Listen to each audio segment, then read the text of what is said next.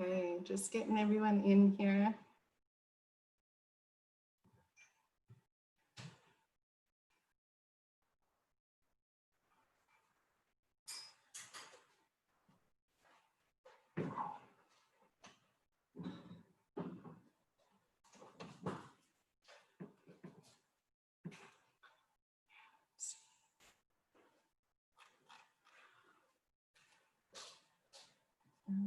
Okay.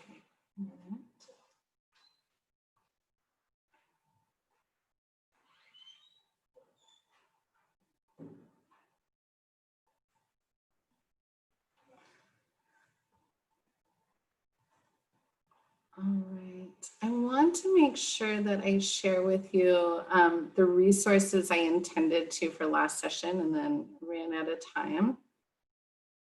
There is just too much to talk about.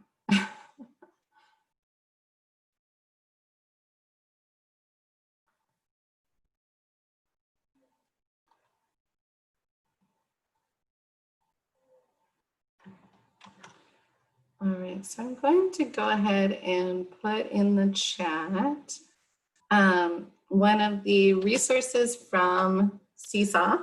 And it's just a great kind of tool to guide your planning for remote learning.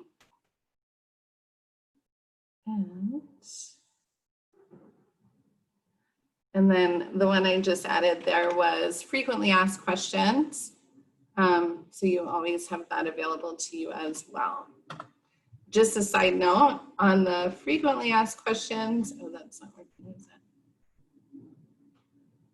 The way that it appears right there, that's actually a published doc to the web. So I'm going to show you how to do that in this session.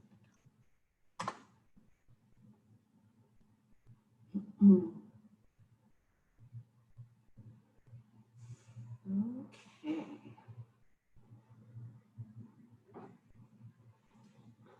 Let's make sure everyone's in here.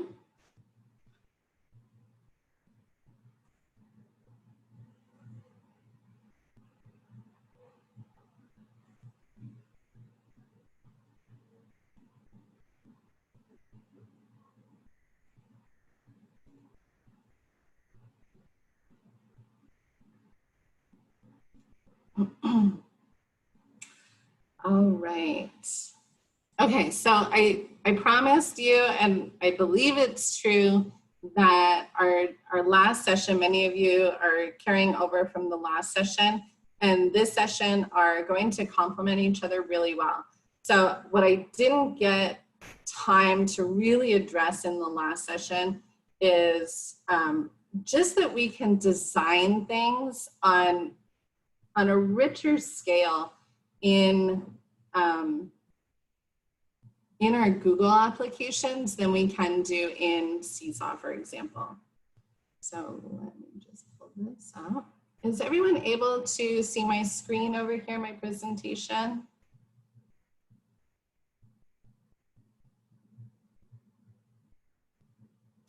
Beautiful. Okay. All right. And okay. So, and just a quick question before we get started. The tool that you will use for synchronous learning sessions is Zoom, correct? Am I right on that one?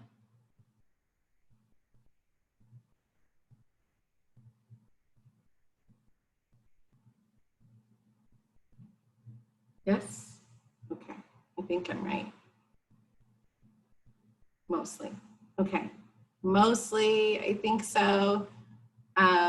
Okay, so we're going to talk about Zoom just a little bit in this session.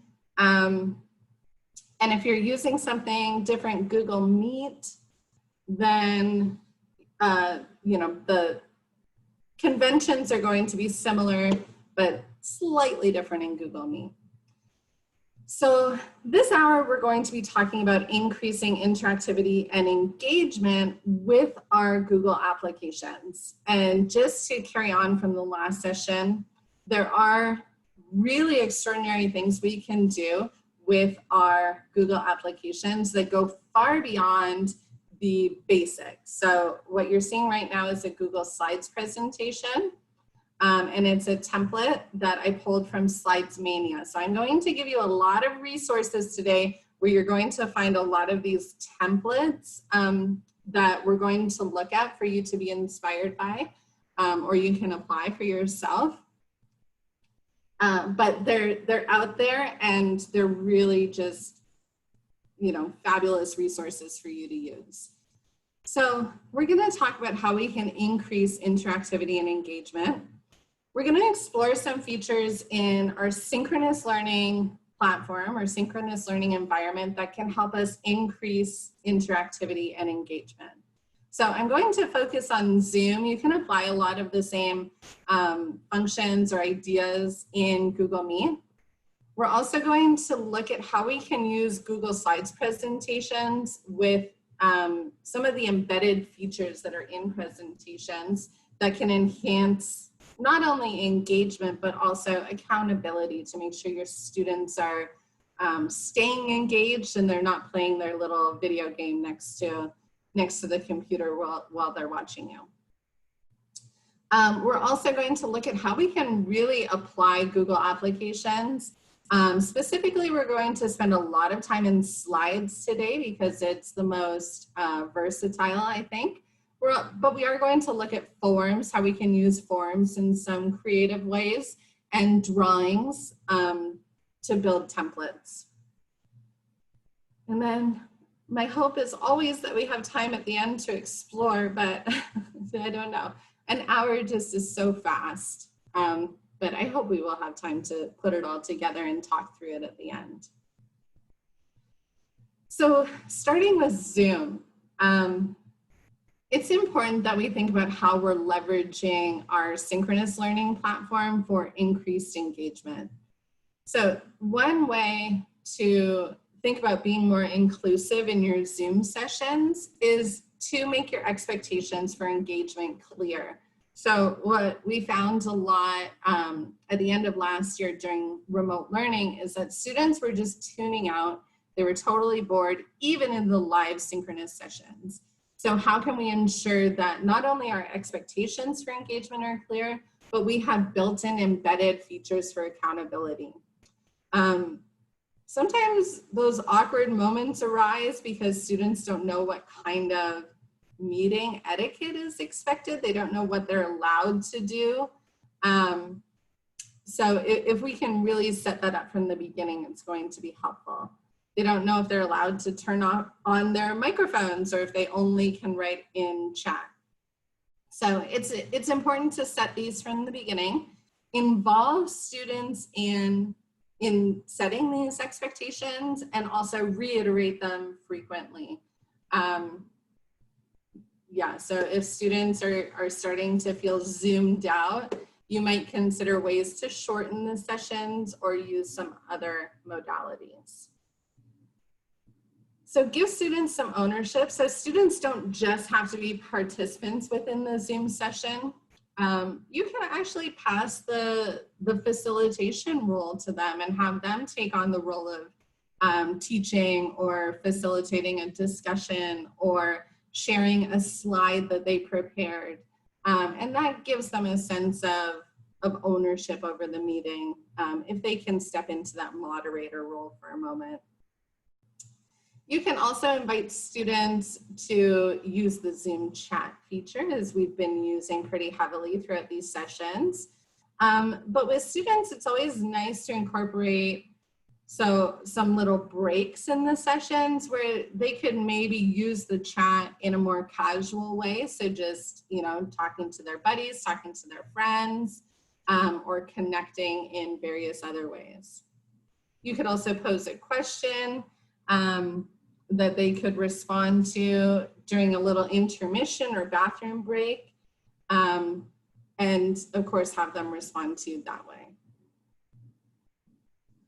We can save the chat in Zoom, by the way. So if you're recording sessions, which I highly recommend you do, you'll also get a transcript of the chat. And you could always share this with students or share parts of it with students especially if there's peer-to-peer learning happening. I think that's really valuable.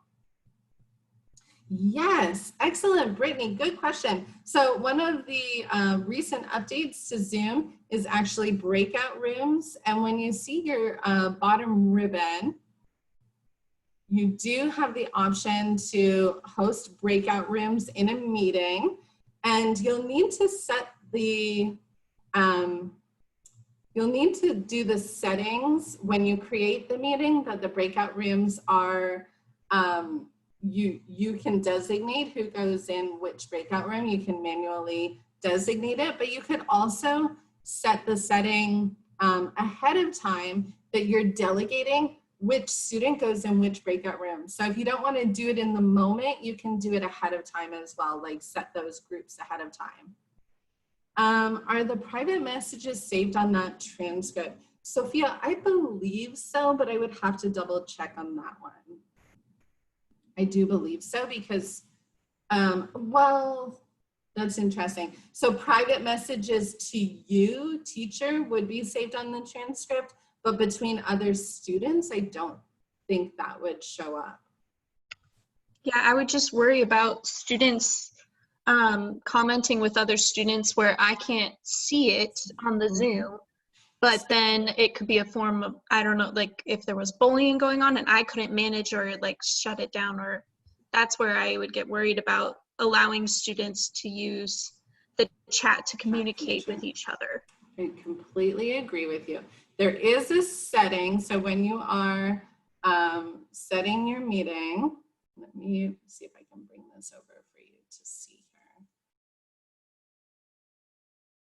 When you are setting your meeting, when you're in settings down here, you can have in meeting, there you go, so private chat, allow meeting participants to send private one-to-one messages to another participant. We can toggle that off, so then you don't have to worry about it. Okay, thank you. Okay, and just once again, that setting is your universal setting. So when you set up a meeting, you won't have all of these setting options. These are your universal settings that you want to apply to all your meetings. So nice idea to spend a little bit of time going through your settings. Okay, and the other thing while I'm here, I wasn't really intending to come over here, but while I'm here, I will show you, yes, Zoom chat icons. Maria, you got it, hit the nail on the head. Using the Zoom chat icons allows you to open your students up for nonverbal communication in the digital world. So allow them to use those thumbs up or thumbs down, and you can do that as quick polls. Is everyone ready to move along, or do you want me to slow down? They can use those tools as well. So we have this breakout room in the setting. You will need to turn that on. This one-to-one remote support, that's going to allow you to engage with participants on a one-to-one level to offer them support, technical support. Closed captioning, it's not the best in Zoom, but I will show you how to turn it on in your Google Slides. And the other one I wanted to bring up was polling. We do have the option to use polls and whiteboards. Polling right here. So we can add polls to the meeting controls, and in each meeting, if you've toggled this on, you'll have the option when you schedule a meeting to actually add a poll directly. And you can do that in the meeting. You can prepare it ahead of time, or you can do it on the fly in the meeting just by clicking the little polls button down at the bottom. I muted all my students and then unmuted them when called upon. Does anyone else do this? It's a great facilitation method, especially, you know, for young kids. Turning on and off the microphone can be cumbersome, and of course they're going to forget. you will not be able to, you should be able to unmute them unless the administration has turned that hosting off. You're absolutely not able to turn on video. That's the one that you cannot control as the facilitator. It was a privacy issue. Yeah, absolutely. Okay, so the other thing with Zoom is, again, I was talking about it yesterday. I'll talk about it again today. It's always nice to show your face, let the students show their faces, but depending on bandwidth and student, connectivity, if they're having connectivity issues, turning off videos really minimizes the bandwidth strain. So if you have a family that has 4 people on a Zoom call, it's going to get a little dicey, and likelihood is they're going to have a hard time catching everything. So although it's harder to see, use video mindfully. So have students turn it on, maybe turn it on only if that student's presenting, and then turn it off again to save bandwidth.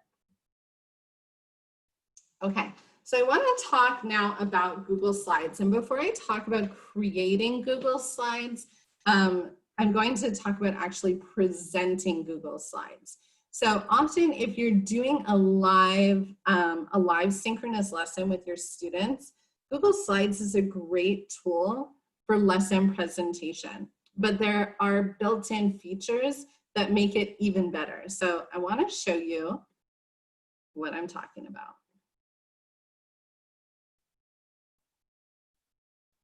Okay, so this is my Google Slides presentation, and I'm on this slide right now. I'm going over here to present. And remember, we're in a Zoom call, right? So I have my chat available for interactivity, but I also get this presenter's toolbar within my Google Slides presentation. And there's a couple things I want to point out here that are really valuable. The first one is closed captions. So if you have students who are hard of hearing or English language learners or who have focus issues, closed captions can be a really excellent feature that works and functions really well in Google Slides, and it doesn't function very well in Zoom. So if you want to add that accessibility feature, you want to provide closed captions for your students to follow along, and especially if they're having a hard time maybe capturing audio, again, for connectivity issues, this adds them another backup mode of making sure that they're following what you're saying, period. I never read back the closed captions because it's, it's distracting for me as a presenter, but that option is available to you. And we can change it. You can change the settings slightly. The text size is very small here. For younger students, you might want to make it larger text size. The other feature for interactivity and engagement in Google Slides that's built into our presenter toolbar is Q&A. So just a show of hands, how many of you have used the Q&A feature in Google Slides or have seen this before?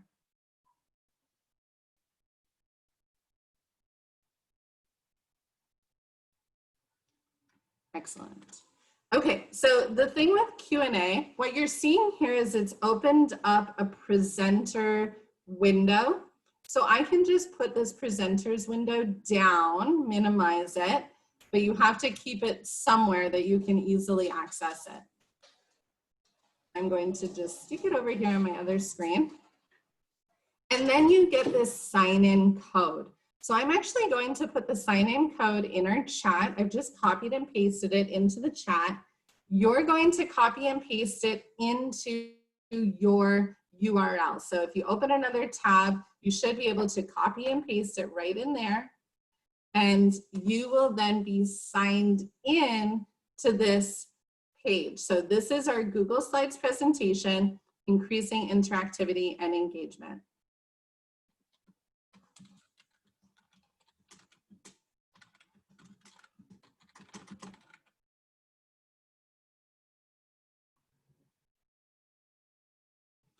Okay.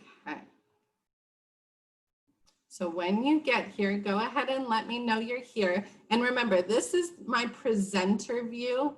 No students will actually see this. So let me know when you're here. Hello, hello. Excellent. And I'll talk a little bit about why we would use this Q&A feature rather than the chat feature. For very simple questions, again, especially for younger students when they're not typing very quickly, we might actually build in some time for them to share either substantive responses to open-ended questions, or to share their feelings, or really anything, you know, we want to have them provide a response to it, but give them time to actually think it through. So some nice think time in here. The other thing that's really nice, remember, nobody's seeing this, only I'm seeing this, right? You're seeing the responses come up here. But as the teacher,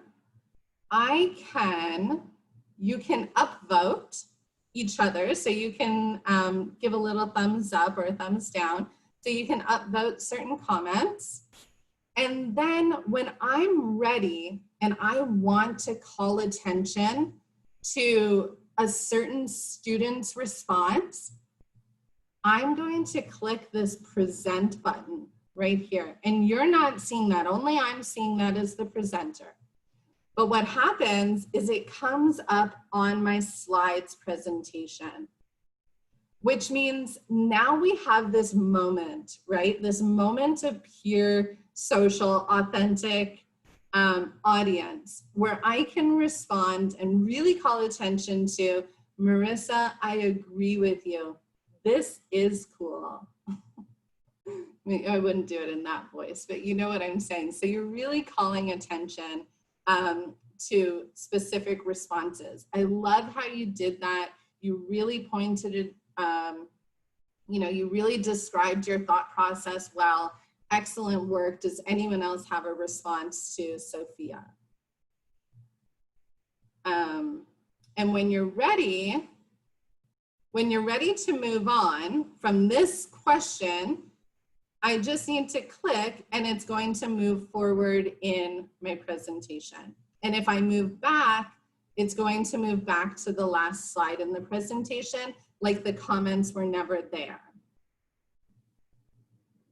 So I really like using this tool and using this function within Google Slides as just another, what we call back channel engagement or back channel interactivity, because it gives us another tool to hold students accountable. So we know that they're engaging, we know that they're there, and they know that we can call them out or pull out their great responses at any time. They're going to be more likely to be engaged and to be responsive.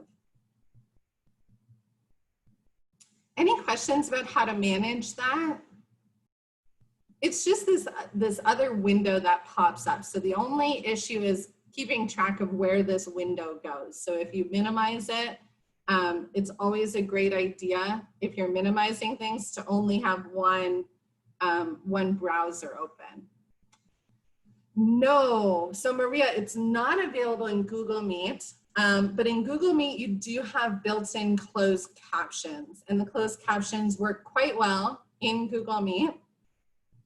Google Meet has the same kind of chat features as Zoom, but if I were presenting a live lesson in Google Meet, and I was using Google Slides, I would, depending on what I want students to show or to respond to, I would probably use this feature, the Q&A feature in Google Slides. Nope, so Tracy, you shouldn't see anything. I'm the only one who has the presenter ability. And if I want to call attention to people's comments, I'm going to present them. and then I'll publicly make it available to the whole class.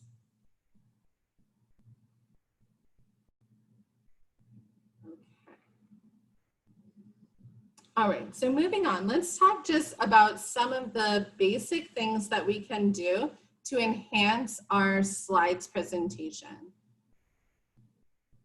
Now I'm going to turn off this Q&A just so I get all the space back on my slides. And then we're going to get into how we can actually apply these skills in different ways to really build out some really interactive and engaging activities. So I'm going to go out of presenter mode and we'll just talk about how we get images and text on a slide deck. Oops.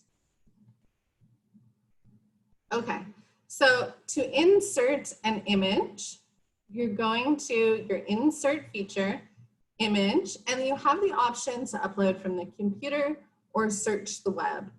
Search the web brings up this explore toolbar, and we can, I guess I was searching baboons, and you can just insert any image from the web right there. And then of course you can resize the image. And once you have an image on the page, your format options are where you're going to actually modify that image or change anything about it, the coloring. One of the formatting tools that I love and I use frequently is a drop shadow. So by adding a drop shadow to any image, you create the appearance of dimension. So it looks more like it's standing out or popping out of the page. So that's a nice feature there. Now I'm going to get rid of this image, but you can see it looks like now it's popping off the page just by adding that drop shadow. This image is actually linked to the web page that holds the original image. Oops. So to link anything, we can link text, we can link shapes, we can link images. To link anything, you just need to have it selected and then come up to this insert link option.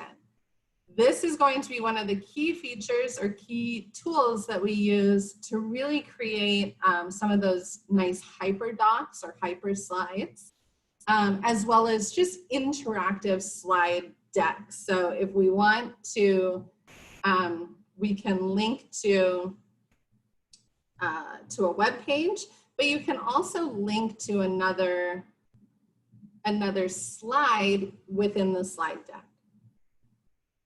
Show you what I mean by that. It gives you the option to link to slides in this presentation, which can make a really nice interactive slides presentation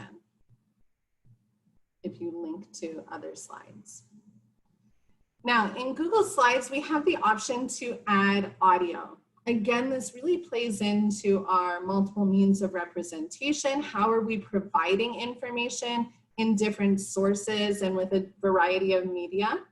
So again, we're going to our insert and then we go to audio feature. Now the caveat here, it's not as streamlined as Seesaw, meaning I don't have a tool to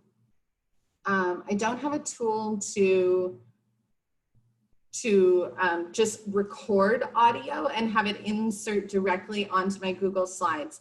I have to actually have pre-recorded audio saved in an MP4, and I can add that as an audio file into my slides. It's unfortunate, but it's pretty easy using tools like Vocaroo to just record yourself you know, speaking out the instructions if you want to have audio on the slide. Of course, we can add video. So to insert video, we're just going again to our insert. We have the video option, and we can pull videos from our drive from shared drive, shared with me, or recent.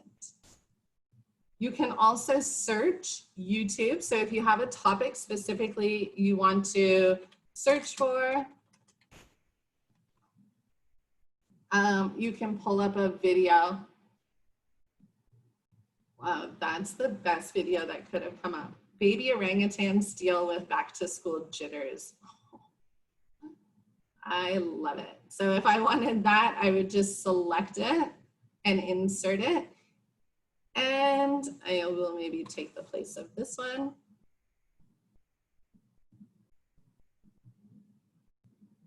And now I have a video embedded in the slides presentation.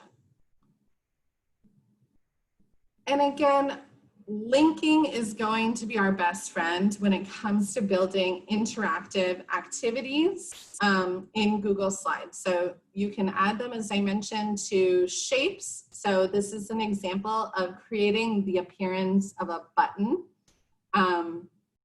just by creating a shape and then linking the shape, and we can link it either to a URL, to a website, or to a different slide in the presentation. So these are the main tools that we're going to use, and we're going to look at how we can apply them in all sorts of different ways to really build out interactive activities. The other thing I wanted to show you while we're here, if we zoom out, I think 50% is a little,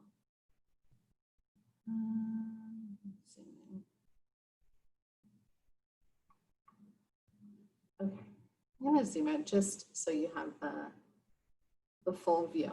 Okay, when we use Google Slides, generally people think that the only active or dynamic space or canvas that we're using in our slides presentation is the slide itself. And in fact, there's this whole area around the slide that we call the stage. And when we're building interactive activities, we can actually add elements to the stage. Insert link. You can add these interactive elements to the stage that you perhaps want students to then use on the actual activity or on the actual slide. So if that sounds a little abstract for you, I'm going to show you lots of examples of what I'm talking about or what I mean when I talk about using the stage for interactive activities. Any questions about how to do any of these basic things? Maria, I do not believe that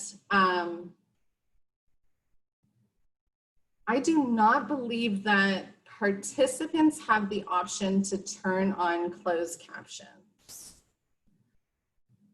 Now, my mind is going to whatever device they're using. If they have a hearing impairment, for example, they should have a setting on their device, or if they're using assistive technology, that would provide them with a closed caption third-party software for any audio that's happening. So I don't think we can turn it off for individual participants or have them turn it on or off.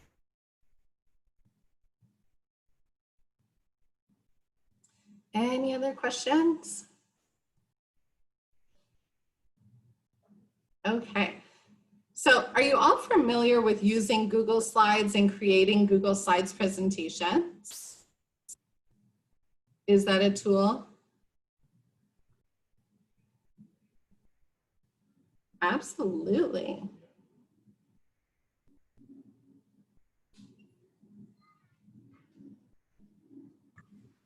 I have a question about the stage and manipulating the things that you put on the stage. Yes. I don't know if this is silly, but does each student get their own chance to manipulate it, or are they kind of fighting over the things and whoever does it first? Mm-hmm. Not silly question at all. It is a very important question. And I'm really glad you asked that, because that all depends on how we distribute or how we share this slides presentation. And I'm going to talk about some of the different methods or purposes for why we might share things differently. And there are times, as I alluded to in the Seesaw training, there are times that you might want all 20 students in the same slides presentation, where each student has their own slide and we're working on it collaboratively and everybody's in the same slide deck. And that's great.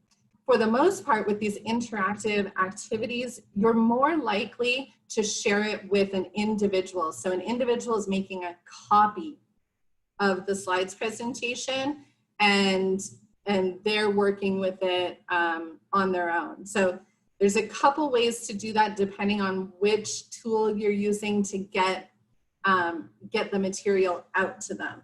If it's Seesaw, I'm going to show you how to create that link that will make an automatic copy for each student.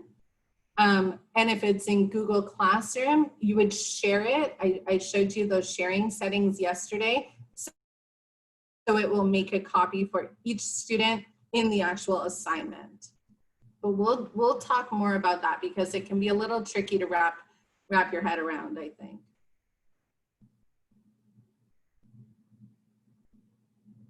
That's so cute. I really want to watch that video. I'm going to watch it after. And this slide deck will be available to you, by the way. So don't worry about any of this, not getting all of this material. Okay, so I want to move on. And if you happen to have a slide deck that you can practice or play around with these different features, what I've done here is added GIFs. And these GIFs are just short videos that show you specific skills. As I mentioned, I'm going to share this whole slide deck with you. So this can be your cheat sheet. So you can always come back and look at, okay, how do I do that step by step? And the GIFs, they tend to go a little bit quickly. But this one is about using buttons and using linking to create an interactive table of contents.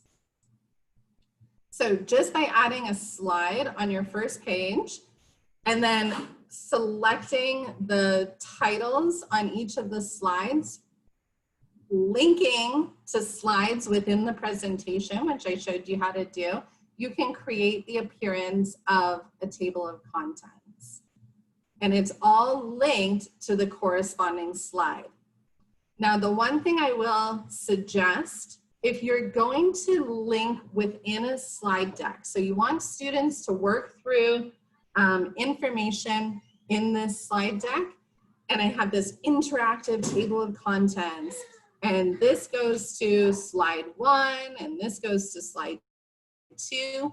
It's a good idea. I'm going to show you what I'm talking about. It's a good idea. So if I've linked this, let's say, to the next slide, apply. So when students come here and click, they're going to go to the next slide. It's a good idea to add a shape or add an image or add an emoji. Do you remember where we found emojis? Insert, or special characters are in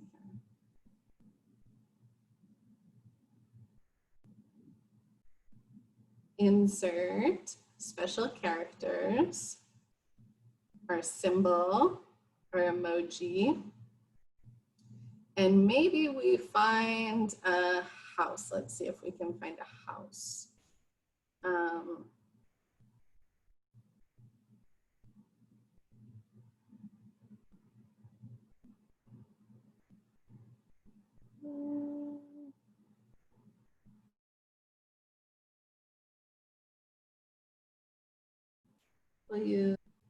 So maybe we use this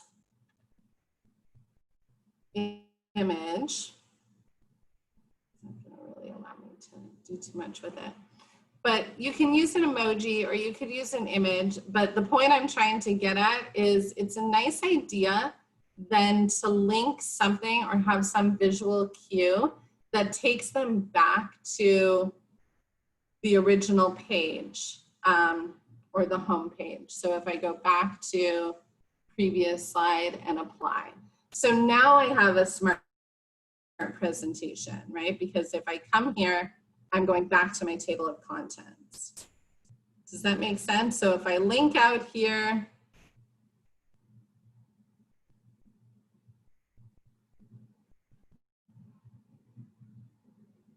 I go to the next slide. Now I can click here and go back to the previous slide. Does that make sense to everyone? All right.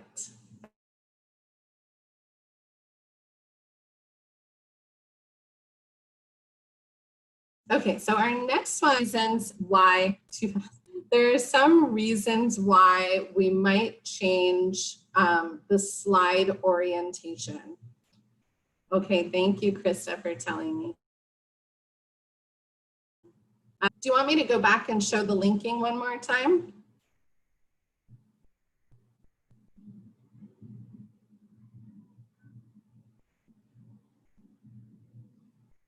So if we click on, we can link anything. So if we want to link and make this presentation in such a way that it's going to take you to another slide in the presentation, and there's a bunch of reasons why we might do that. We might do it for choice menus. We might do it for this kind of table of contents so students can work through content on their own. You might set up a large slide deck for the whole week. So you're not sending out, you know, a different slide deck for Monday, Tuesday, Wednesday, Thursday, Friday. You might set up one for the whole week and have Monday linked to Monday's slides or Monday's activities. So there's lots of different reasons why we would want to link within the slide deck. So just by selecting either the shape or the text and clicking insert link, you have the option to link out. I can link to a URL or a website, but I can also link to slides in the presentation. And it'll give you all the slides with their headings. So you can easily choose which one you want to link to. And then when the student comes and clicks here, it will take them to that slide. So I linked it just to the next slide. And my point when we do this is if you're going to start linking within the slide deck, it's a nice idea to have an image or an icon or an emoji just in the top right where students know that that will take them back to home. That will take them back to the main page where they'll have all the options to link.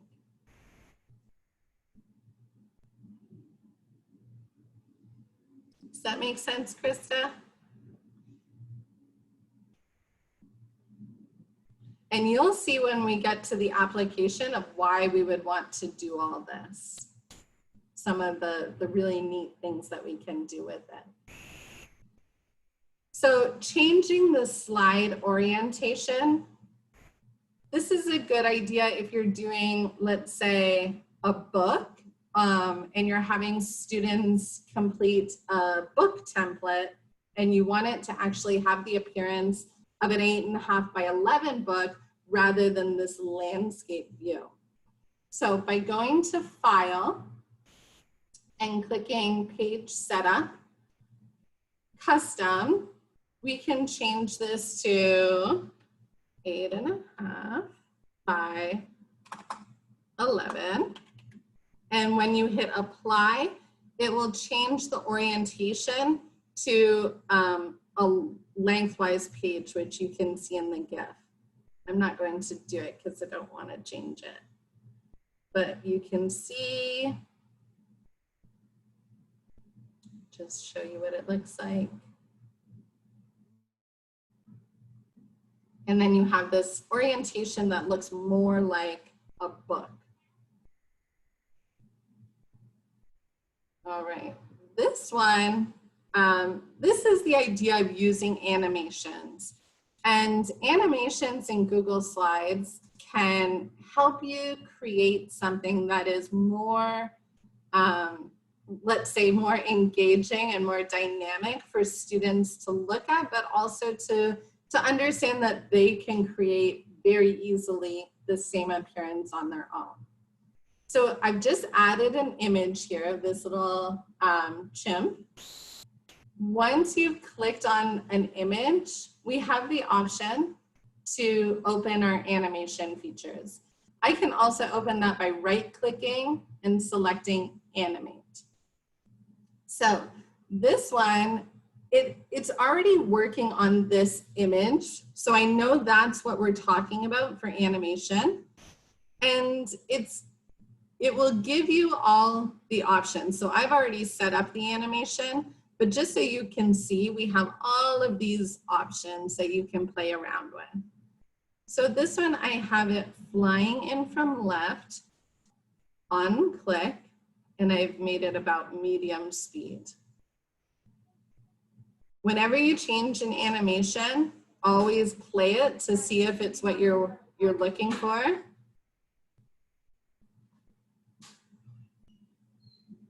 But it just adds a little something that your kids are going to respond well to. If you're animating multiple things on a Google Slides page, I will say it does get a little cumbersome. So just keep track of the order of animations. And you can play with it that way. All right, I'm not going to go through all these because like I said, you will have these GIFs and you can play around with them after. And I do want to spend some time showing you some of the applications and resources. But we can insert charts, insert data. This is the one that I mentioned when we were talking about Seesaw, how you might share. If you have a hyperdoc, one of the ideas of how you might share that document, if it's a Google Doc or a Google Slides, is actually by publishing it to the web. So to do that, and this is just kind of a nice idea for anything. Oh, good point, Maria. I found landscape orientation was sometimes difficult for students using their parents' phone. So if they're using a mobile device, especially in Seesaw. So that's another great reason why you might change the slide orientation. So if I go here to File, you'll find, and this is true on your Google Docs as well, Publish to the Web. It gives you the option for a link, and you can change some of the settings here. I'm going to go ahead and publish. And then it gives you a link. So you could share this link as a web page in your Seesaw. The great thing about it is all of your links will stay live, but it looks like this. So they can't actually interact or add anything to this page, but they can click on links if you have them and watch videos. So if it were a HyperDoc presentation, you could share it with them by publishing it to the web. I'll go ahead and add this link down here because that's a really easy way for me to share this presentation with you so you have it yourself. And I will add it as well to our Google site with all the recordings.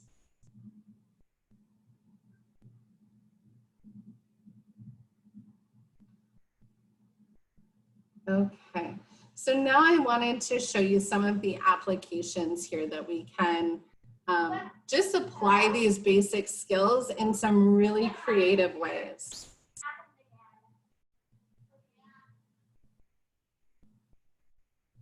Oops, what am I doing? Present.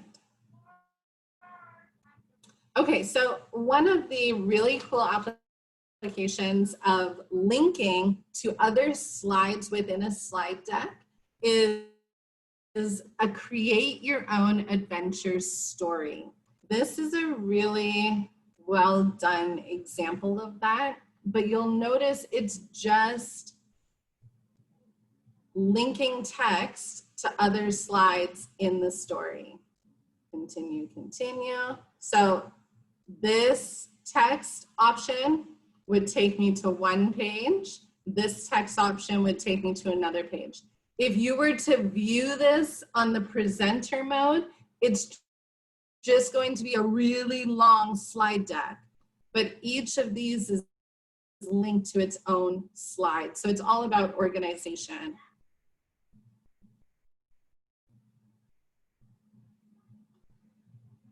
Here's those hyperdocs. So here's an example of that hyperdoc I was telling you about.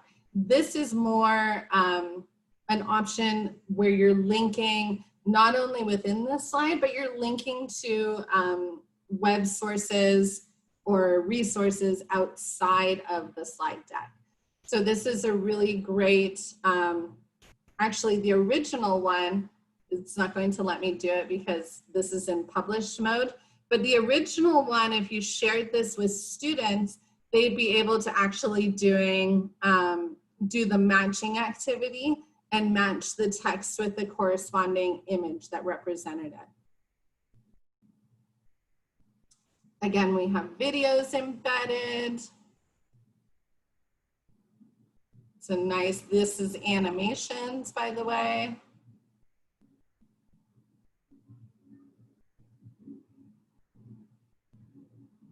And it just takes you through a really nice lesson that is pretty interactive for students to actually work through and then add to. And they could actually write on the slide to respond to this image, and they've just pulled in an image and made it the large background. Same thing here with a little text box, and same thing. So I won't go through all of it because you have it, you can explore it and use it as inspiration. But I wanted to also show you some examples of using the stage and using manipulatives. So the question was, why would we have students sign in to one Google Slides presentation versus we want each student to have their own copy of a Google Slides presentation? So this presentation is actually, or this activity is actually built so students have to fill in the correct response. They have to do some copying and pasting to visually demonstrate their response. So this is an individual assignment, right? I want them each to complete this assignment individually, and they can use these emojis. The easiest way to do that, if you're not using Google Classroom, you're using Seesaw, and I want everyone to have their own copy of this in Seesaw, is to change the link. So first thing you need to do is make sure that the link is open to everyone. Hang on, let me see here. Copy link. And then I'm just going to paste the link, and you'll notice the last little bit of this link says edit, question mark. If I go ahead and replace that with copy, so I just took off the edit and typed in copy. Now, if I copy and I make this link available, so I share it in Seesaw, and I paste it, it's going to, hopefully, force a copy, which means each student will have their own copy of this virtual manipulatives document. And now I can do it. It's in my name. I own this document, so I can complete it on my own.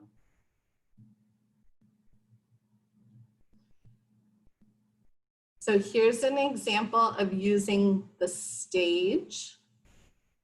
And I'll show you, this is magnetic poetry. And if I zoom out here just a little bit, I have the words on the side.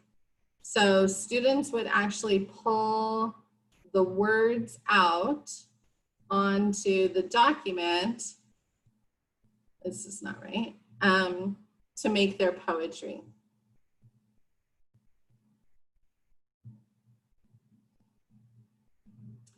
Here's a Google Drawings version of that same activity.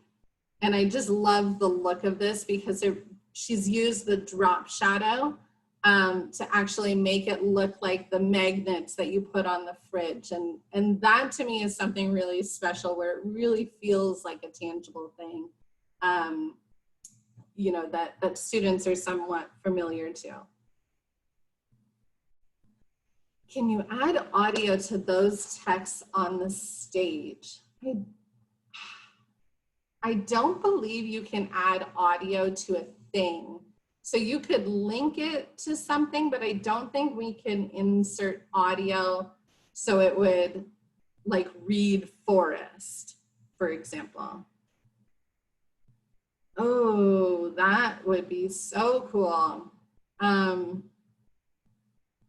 I don't think so, but what you could do, Maria, is have the music notation individually, and you could have the audio file with the pitch individually, and you could make it a matching activity, which would be pretty, I can't imagine that because I'm tone deaf, but it could be kind of cool.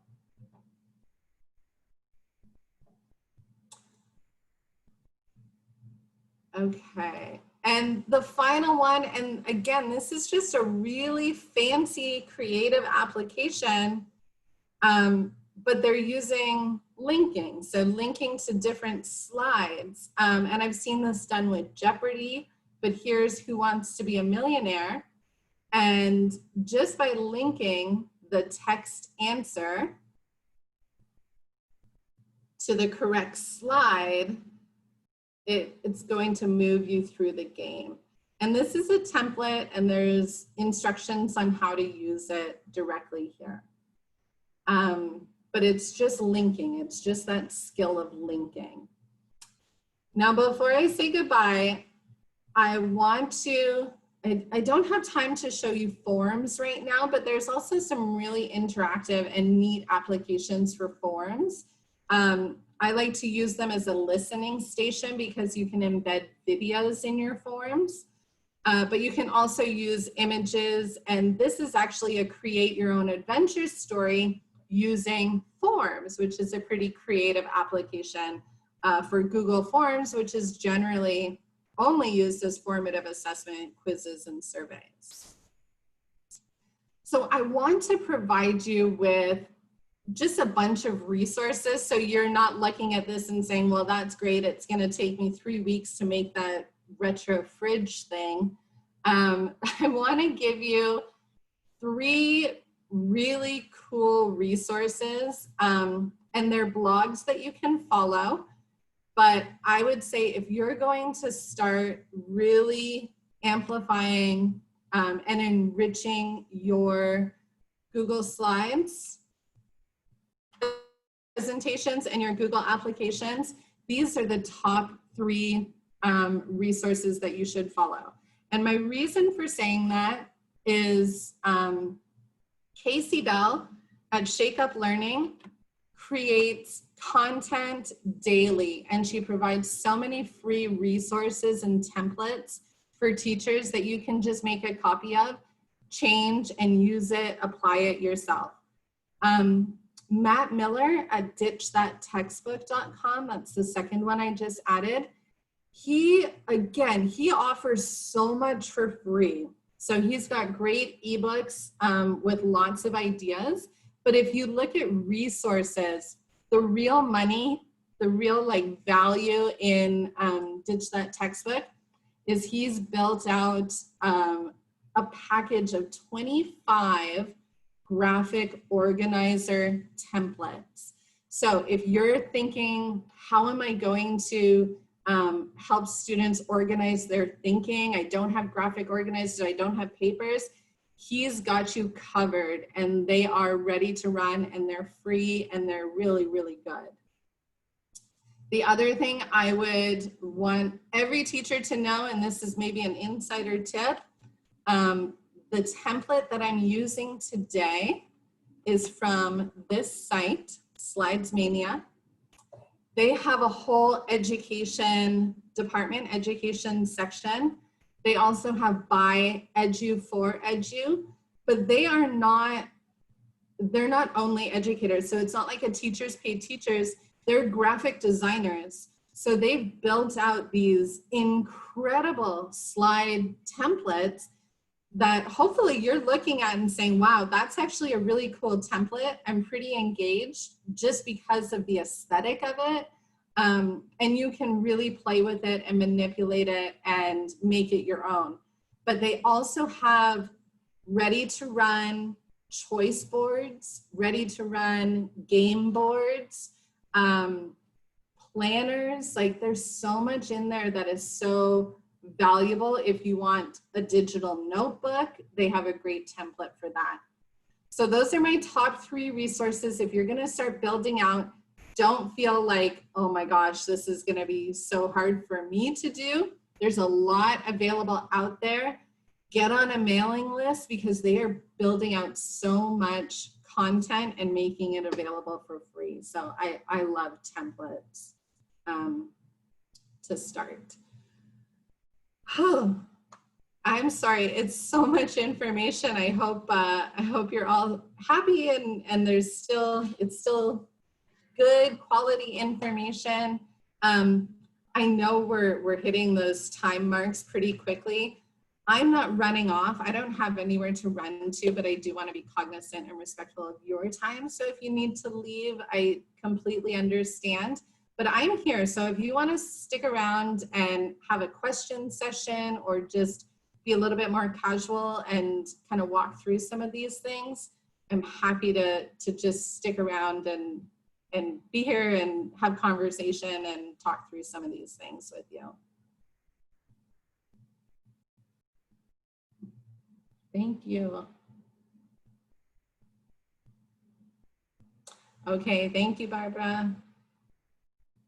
Thank you, guys.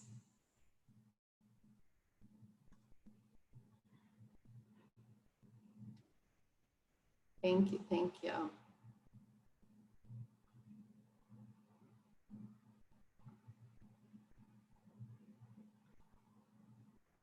Thank you, guys. Nobody has any questions? I'm so surprised.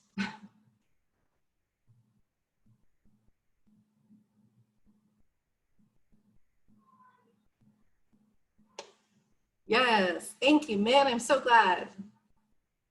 Good. I'm glad, Melissa. I know it's just so much information, but I really want to give everyone as much as I can, and then we can come back and support it later. So I'm glad it's a good full. Min, what's your question about the forced copy? Sorry, I was typing it and then I realized I could probably just say it to you. Yeah. Let's say I'm creating a Google Slides document and I want it to be for individual use for them to do, right? So you showed us how to make the link available to everyone, and then on the top in the URL, take out the edit part of the last part of the URL and then write copy. Does that mean that, because I just tried it, right? And I did it, and then it changed my screen to force me to make a copy myself. So that means I need to copy that whole URL with the words copy and use that as the link for them to click on originally? Sense. Yes, so you need to have, where did I do it? I think I did it here, right? Let's see if I still have it. Nope. Like I'm imagining having one Google slide for the week, right? So like Monday, here's your assignment, click this link. So then they would click that link, and then I would have the URL that's already edited with the forced copy at the end for them to click on, right? Because I wouldn't have them, because when I changed the edit part to the copy, it did it to that one tab that I had open, but then when I went back into my drive and opened the file, it was just the regular one again. That's right, because Google, this is kind of a trick or like a workaround to do that forced copy if you're not distributing it in Google Classroom, because we don't have a shared option that will get us to this stage of forced copy. So let me explain. If I want to share, if I want to share this with students and I want to force a copy, I'm going to make it view only, okay? And then I'll copy this link. Now on the student side, the steps for the student, if I do it this way, which is the only way that Google supplies me in their sharing settings, the student has to understand they're in view only now. So, and I'm not in view only because I'm logged in as myself, but they have to come down here, file, make a copy, entire presentation, save it in their drive, okay. So we're eliminating those steps with a workaround, but you're absolutely right. When you go back to the document, it's not going to have that same URL. So once you adapt the URL and we modify it to have that copy, that's the only URL that will do that. So either you have to keep it or you have to distribute it somewhere when you want students to have access to it. So like when you're creating an assignment in Google Classroom, right?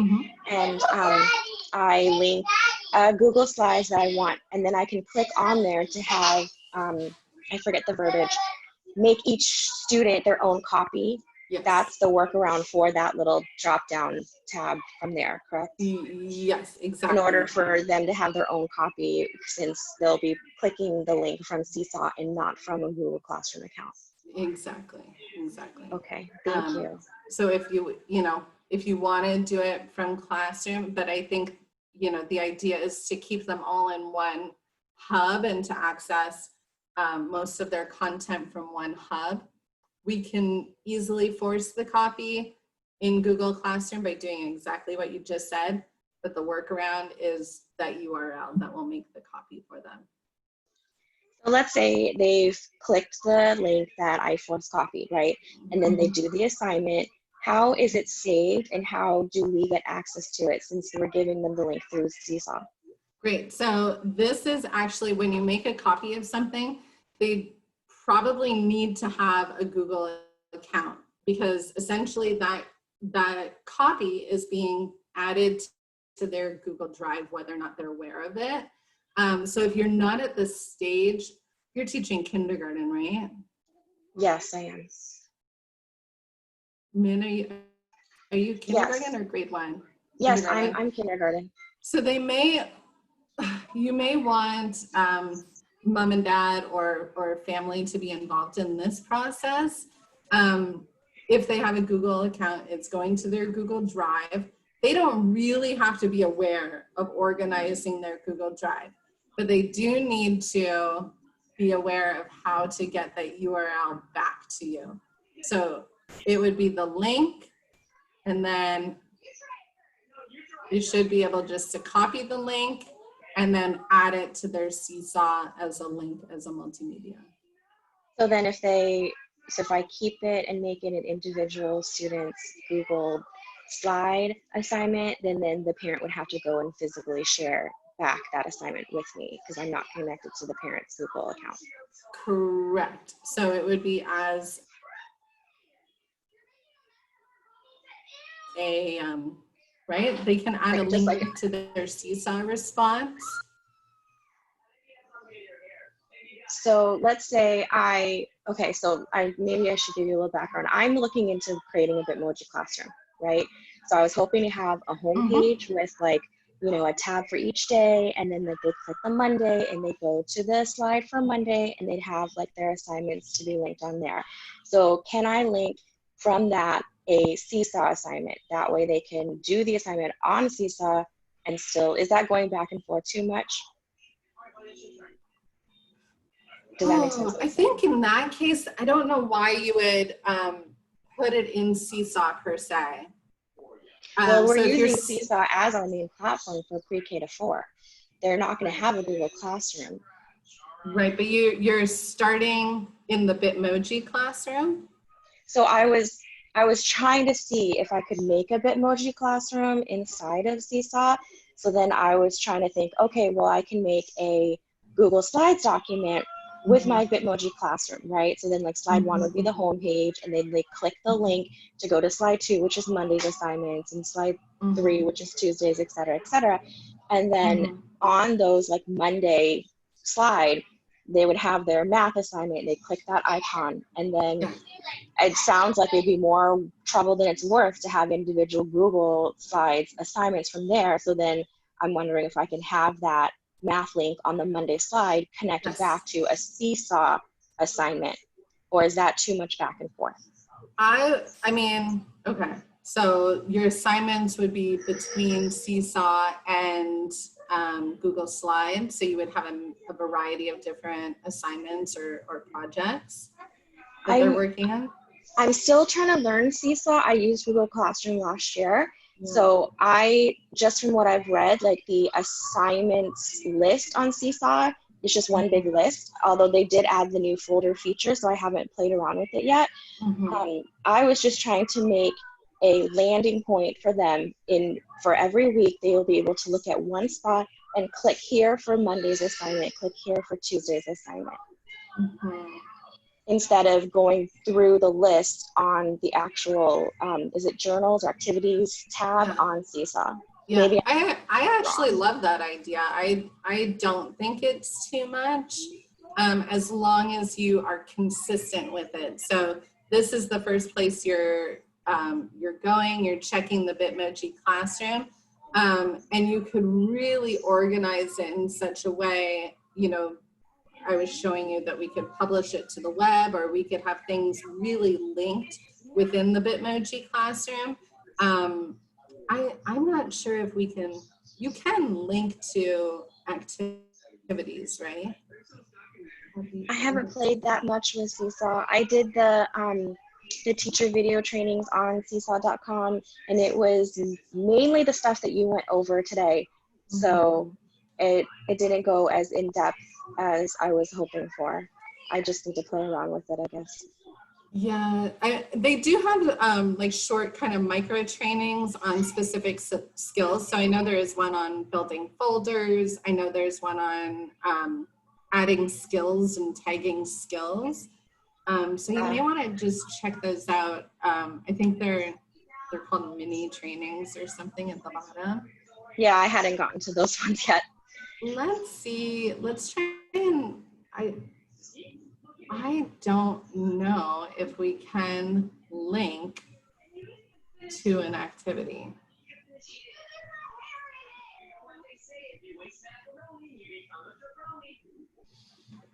And to edit activity. Let's just see if we can do this.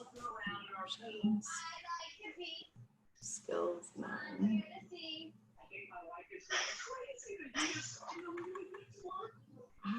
I feel like I need to look into this and see, because I like your idea that you have one kind of landing spot that takes them through through the week, but it would be really nice if I could have this URL. Well, I wonder what just happens if you copy this URL.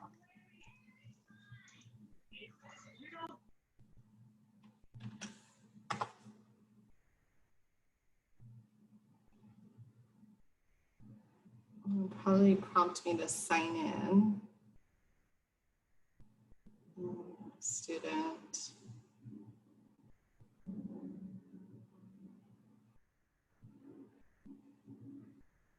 I'm just curious if it'll take me right to that assignment. Back to the lesson.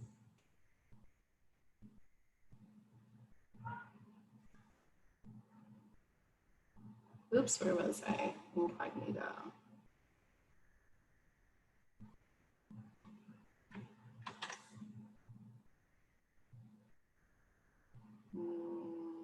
No.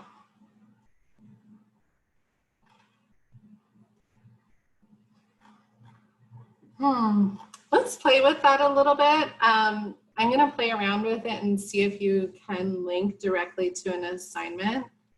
And because I see where you're going and I like your thinking. And I think it would be an easier way for students to work through content and material and organize how they're working through activities, but it would be really nice if we could just link to the specific activity. Let me play around with it. Are you planning on joining tomorrow? Tomorrow is the Flipgrid, correct? Yes. I was not planning on joining because we're not using, my class, kindergarten's not using Flipgrid. Seesaw has those capabilities, correct? Right, right. I'll be there on Thursday and Friday though, but you also have my email if you find something and are able to just send it directly. Yeah. Let me think on it, and I'll send you an email if I come up with something brilliant, or if there's a good workaround there. I will be in touch. But I like your idea. And Bitmoji classrooms are so cute. I know. I've already made like a Bitmoji class rules little thing. I've made like, I'm a little obsessed with Bitmoji at the moment. I'm starting on my flat teacher assignments. I know. It's so fun. It's so cute. Brittany, I see you have a question too. Yeah, it's about Google Slides. Okay. So I was making a slideshow last night, and I this is my first time doing it, and I wasn't sure, like, I understand that it just saves as you go. And then I put it in the trash because I was like a little weirded out that I was like, is everybody seeing this? Like, how does this work? Like, okay. When I'm making something, I don't want it to be, like accessible to everyone until it's like finished. I mean, how does that work? Okay, so where did you start from? Where did you open your new Google Classroom? Email, and I typed on the little grid and picked up the slides. So I was like under my school email. And then I just made, start a new presentation. And then I made the slideshow. I saved it as a PowerPoint just so I had it on my own computer, but I was just getting like worried, like I just didn't want to share it with anyone yet. And I wasn't sure if it does that. No, you're totally, I completely understand what you're saying. When you first start, especially if you're coming from a Microsoft world where everything is generally saved, you save it on your desktop or you save it somewhere else, you're not working too much in the cloud. Google is entirely cloud-based, which has its pros and it has its cons if you're weirded out by it. But essentially what it means is that your Google Drive is your hub. So I'm going to switch accounts here. Your Google Drive, so are you familiar with OneDrive? Have you used that in Microsoft? I don't know. I'm not really. I mean, no. I mean, don't worry. Okay, don't think about it. Your Google Drive is your hub. This is like your library, your filing cabinet. This is where all of your stuff is actually being saved. Everything. So you can access it, but is it? I mean, can anyone access it? No. So you're signed in as long as this is you and Yeah. not a shared account. This Okay. is only you. This is private to you. Okay. And, you know, just make sure, like I was saying yesterday, Google's pretty sticky. So if you do have multiple accounts, it can like dodge around. So Okay. just make sure you're in your account and you're in My Drive, and everything you do here is yours. And if you're really sketched out about it or concerned about it, you can change the view. Mhm. Right now we're in what's called grid view, so I can see everything pretty visually. But if I change the view here to list view, I get a little bit more information. And what I'm especially wanting to point out here is the ownership of these folders and these files. Now this happens to be a shared drive because it's our organization trainer drive. So you'll see other owners. This means this folder, multiple people are in this folder. Okay. You can also, if I click in here, you can see who's the owner. And unless you share, okay, we can share from our Google Drive, unless you share a folder or a file with another thing, then it shouldn't, you shouldn't have multiple people who can see all of your content or your information. Okay. So Now I will say if you share a folder, it will apply to everything that you put in that folder. So if I add somebody to this folder, everyone I add to it is going to have access to everything in the folder. And you can see here the folders that have multiple people, you have this little icon that shows you there are more people in it. okay. You see what I'm saying? Yeah. And then if you need to retrieve something out of the trash, is that easy to do? Let's see. Yeah, there it is. So if you've trashed things recently, I don't think it clears your trash until, I think it gives you 30 days. I would have to check, but there you go. I've trashed some things. So I did look it up online, like how to retrieve something out of your trash, and it wasn't there. So did I not save it correctly? Well, it should be saving automatically. So my only I guess suggestion in that case is, were you in the right Google account? Okay. Yeah. All right. So check all your Google check my other accounts. email account just in case. Yes. Okay, I will do that. And then I thought I had one more question, but I don't know. Okay, thank you so much. No problem, Brittany. If you have another question or you think of it later, just send me an email. Okay, thank you. No problem. I'll talk to you later.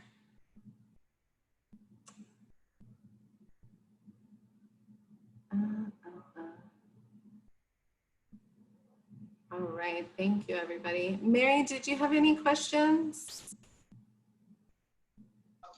No, I was just listening in, so I'm all sign off now. Thank you for everything, Allison.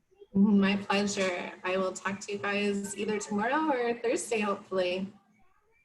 Thanks, see you then. Bye.